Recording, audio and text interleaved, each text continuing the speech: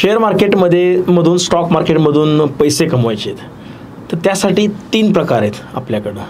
3 पद्धतीने आपण ट्रेडिंग करून प्रॉफिट करू शकतो. Number 1 investing. सगळ्यांना माहिती असेलच तरी पण सांगतो मी. शेअर्स घेणं आणि ठेवणं आपल्या पोर्टफोलिओमध्ये, आपल्या डिमॅट अकाउंटमध्ये. सपोज आपण 200 रुपयाला शेअर्स घेऊन ठेवलेला आहे एखादा, 6 महिन्यांनी 1 वर्षाने 200 रुपयाचा 400 रुपये झाला, प्रॉफिट आपल्या घरात आलं. It's called investing. सगळ्यात पॉवरफुल इन्व्हेस्टिंग हे पाहिजे आपल्याला. आपल्या ज्या आपण जो ग्राफ आहे आपला किंवा जे आपल्या आपण म्हणतो ना त्याला की या गोष्टी आपण केल्या पाहिजेत स्टॉक मार्केटमध्ये, तर त्यातली महत्त्वाची गोष्ट म्हणजे इन्व्हेस्टिंगसुद्धा आहे. ठीक आहे. Number 2 trading, intraday trading, option trading वगैरे वगैरे वगैरे सगळ्या गोष्टी. आता याच्यामध्ये रिस्क फॅक्टर असतोच प्रत्येक ठिकाणी, प्रत्येक गोष्टीमध्ये. रस्त्यावरून चालताना पण रिस्क आहे आपल्याला. त्यामुळं कॅल्क्युलेटेड रिस्क घेऊन ट्रेडिंग करणं कधीही चांगलं. आपली रिस्क किती आहे हे माहीत पाहिजे.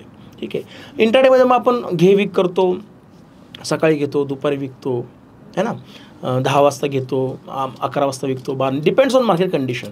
एका दिवसाची मुवमेंट जी आहे ते आपण ट्रॅक करत असतो इंट्राडे ट्रेडिंगद्वारे, म्हणजेच ट्रेडिंगद्वारे.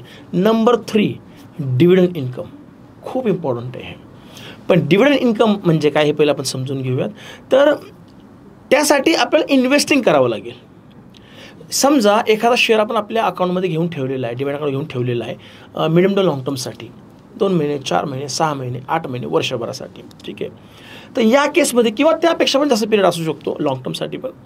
तर आपण शेअर्स घेऊन ठेवलेला आहे. मग कंपनीचा परफॉर्मन्स त्याच्यानुसार कंपनीचा रिझल्ट येतो.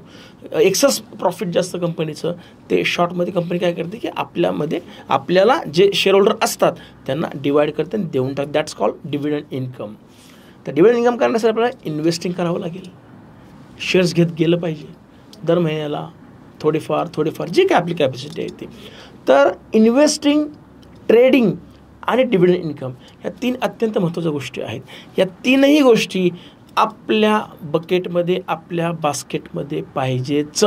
हा यशस्वी होण्याचा एक तुम्हाला मी गोल्डन नियम सांगितलेला आहे. नेहमी लक्षात ठेवा.